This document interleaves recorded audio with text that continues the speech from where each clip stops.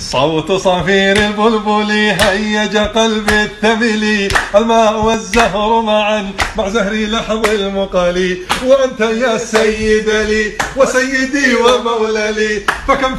تيمني غزيل عقيقالي، قطفته من وجنة من لثم ورد الخجل، فقال لا لا لا لا لا وقد غدا مهرولي، والخوذ مال الطرب بلهذا الرجل، هو الوالد والولد ولولي ويللي، فقلت لا تولولي وبين اللؤلؤ لي، قالت له حين كذا انهض واجد من نقلي، وبدية سقونني قهوة كالعسل، شممتها بأنفي أزكى من القرنفل، في وسط بستان حالي بالزهر والقرنفل، والطبل طب طب طب لي طب طب طب.